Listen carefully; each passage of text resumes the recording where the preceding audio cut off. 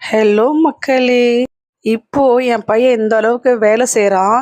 ஆனா, அவனுடைய சின்ன வயசுல அவன சுத்தி நடக்கிறது எதுவுமே தெரியாது. அந்த வீடியோ பழைய வீடியோவும் பாருங்க. அவன் சின்ன வயசுல எப்படி இருந்தான்ட்டு. ஒரு இடத்துல கொஞ்ச நேரம் நிக்க மாட்டான். எது கிடைக்குதோ அது மேல ஏறுறது. சும்மாவே அந்த பக்கமும், இந்த பக்கமும் இந்த மாரி தான் குதிச்சுட்டே இருப்பான்.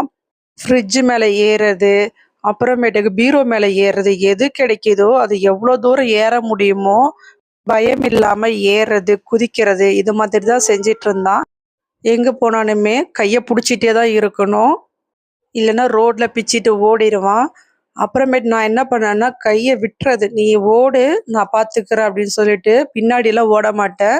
அவனா ஸ்டாப் ஆயி, "என்னடா?" அப்படின்ட்டு திரும்பி பார்ப்பான். திங்கிங்ல நெறைய கொண்டு வரணும். இப்பவுமே நெறைய கொண்டு வரணும். ஆனா, அப்ப இருந்ததுக்கு இப்போ எவ்வளவோ பெட்டரா இருக்கிறான்.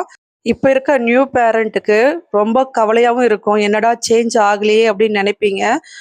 பேரண்ட் வந்து எவ்வளோ தூரம் எஃபோர்ட் போடுறோமோ, கண்டிப்பா அதுக்கு பலன் இருக்கு.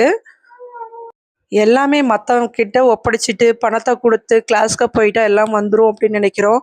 கண்டிப்பா அது தப்பு. நாமளும் சேர்ந்து வேலை செஞ்சா மட்டும் தான் நம்ம பிள்ளைங்ககிட்ட நெறைய இம்ப்ரூவ்மெண்ட் பார்க்க முடியும். அது இப்ப இருக்க நெறைய பேர் செய்றாங்களா அப்படின்றது கொஞ்சம் டவுட்டா தான் இருக்கு. One spelling சொல்லு. Two. Two. Two. Three. T. சொல்லு எடுத்துறேன். T. H.